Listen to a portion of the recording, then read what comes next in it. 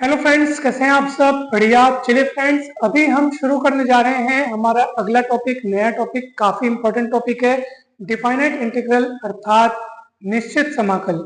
दोस्तों, जब दिए हुए समाकलन में समाकलन की सीमाएं परिमित हो, ठीक है, निश्चित सीमाएं हो, तब हम ऐसे समाकलन को डिफाइनाइट इंटीग्रल कहते हैं अर्थात निश्चित समाकल कहते हैं।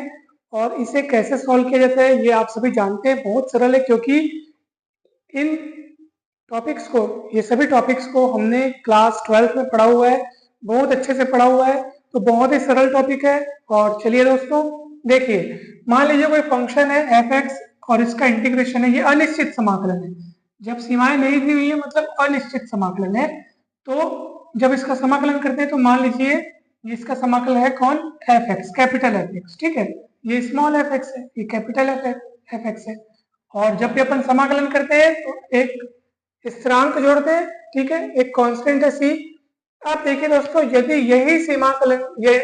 यही समाकलन में अपन सीमाएं लगा दें, ठीक है, यदि इसी समाकलन में अगर अपन सीमाएं लगा दें ए टू बी, तब क्या होगा दोस्तों? देखो, तो इस फंक्शन का इंटीग्रेशन आया है एफ एक्स प्लस सी।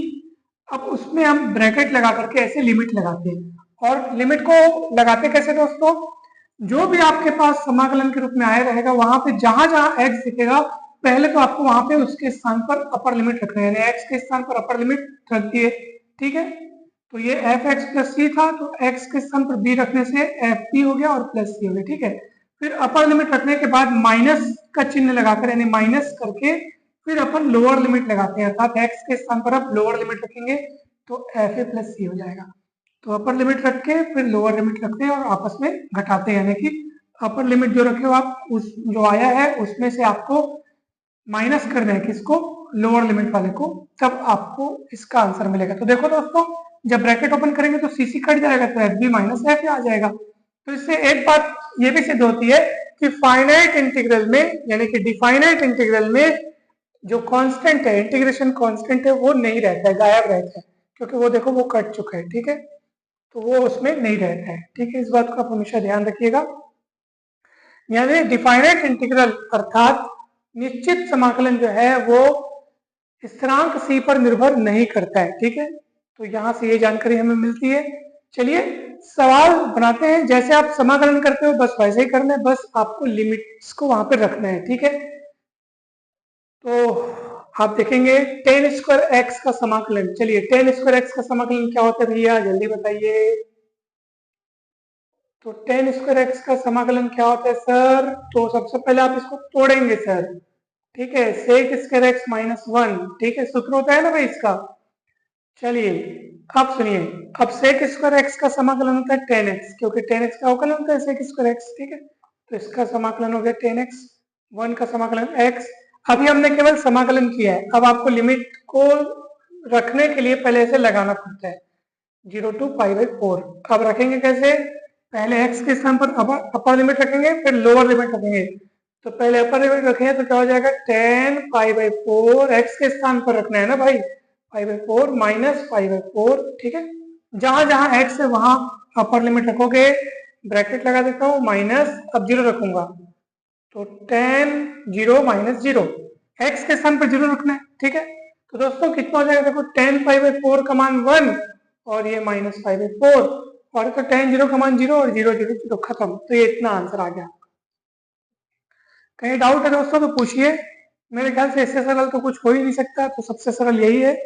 चलिए अगला सवाल देखते हैं, उसमें कुछ ट्विस्ट है, और वो ट्विस्ट क्या है वो मैं आपको बतला रहा हूँ, बहुत ही सरल सा है वो भी। चलिए, तो चलिए दोस्तों देखते हैं अब दूसरा सवाल। अच्छा एक मिनट, यहाँ पे लिमिट दिया है 0 to 1, log 0 to 1 डिफाइन होता है। एक मिनट मैं लिमिट्स चेक कर लेता हूँ। अच्छा, यहाँ पे दिया है लिमिट 1 to 3, ठीक है दोस्तों, अब ये ठीक है। चलिए तो दूसरा सवाल देखते हैं, बहुत सिंपल है दोस्तों।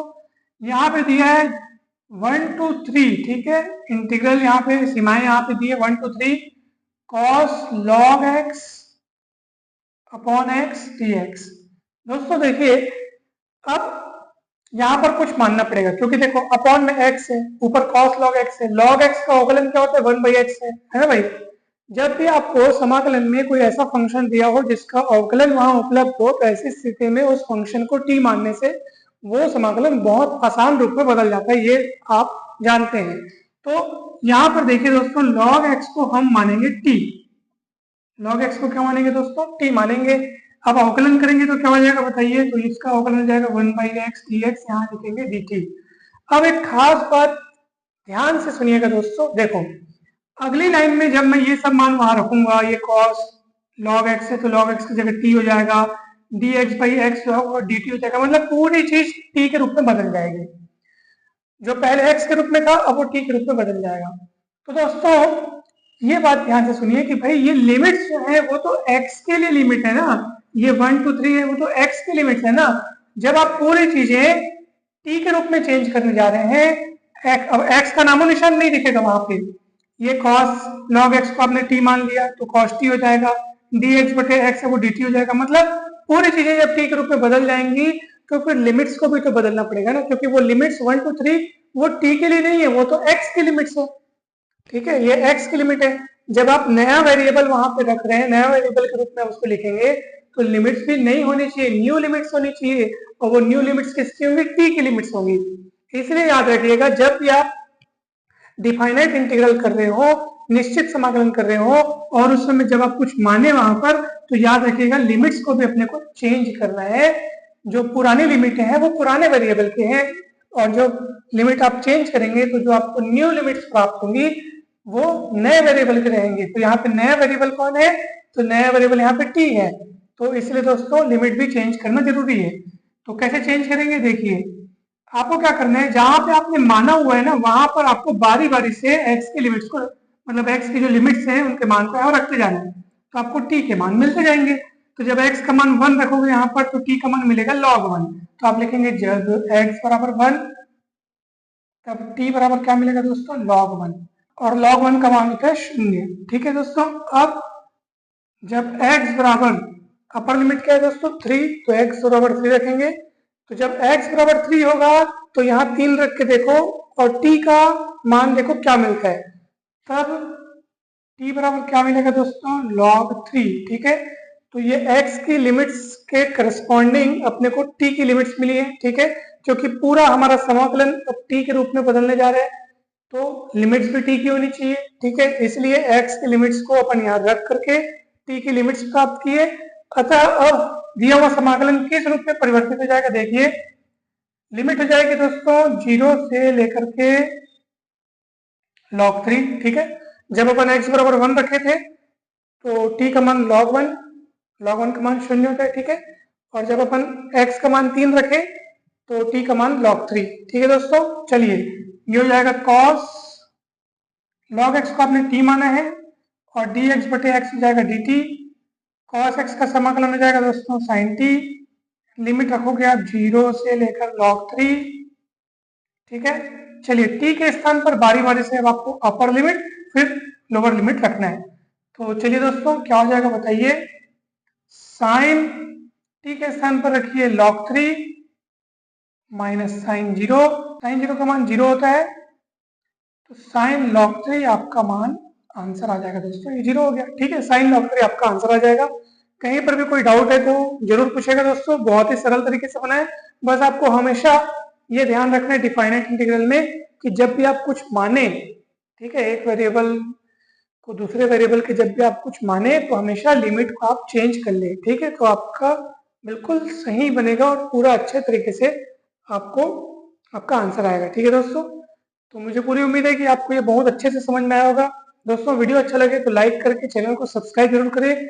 ये दोनों क्वेश्चन आपके लिए होमवर्क है, तीसरा और चौथा आप बना करके जरूर देखिएगा, बहुत सिंपल है, आसानी से बन जाएगा दोस्तों इसके पहले के सारे टॉपिक्स के वीडियोस के लिंक आपको डिस्क्रिप्शन बॉक्स में मिल जाएंगे। रिडक्शन फॉर्मूला हमने देखा, गामा फंक्शन हमने देखा, ठीक है, और इंटीग्रेशन ऑफ ट्रांसेंडेंटल फंक्शन, वो भी टॉपिक के सारे वीडियोस आपको डिस्क्रिप्शन बॉक्स में मिलेंगे। जरूर जाइएगा, जरूर देखिएगा, बहुत ही हेल्पफुल वीडियोस हैं। और यूनिट 1 2 3 के सारे वीडियोस आपको प्लेलिस्ट में मिल जाएंगे। काफी इंपॉर्टेंट वीडियोस है दोस्तों, जरूर देखिएगा, दोस्तों के साथ शेयर कीजिएगा। चैनल पर अगर आप नए हैं तो सब्सक्राइब कीजिए। और चैनल पर अगर आप पुराने हैं परंतु अभी तक आपने सब्सक्राइब नहीं किया तो अवश्य सब्सक्राइब करें, वीडियोस को शेयर करें, कमेंट्स करके जरूर बताएं कि वीडियो कैसा लगा। आप सभी को बहुत बहुत धन्यवाद। जल्द ही मिलते हैं नेक्स्ट वीडियो में जिसमें हम पढ़ेंगे प्रॉपर्टीज ऑफ डिफाइनाइट इंटीग्रल अर्थात निश्चित समाकल के प्रगुण और उसके ढेर सारे सवालों को भी हम देखेंगे दोस्तों। तो आप सभी को बहुत बहुत धन्यवाद। Thank you so much.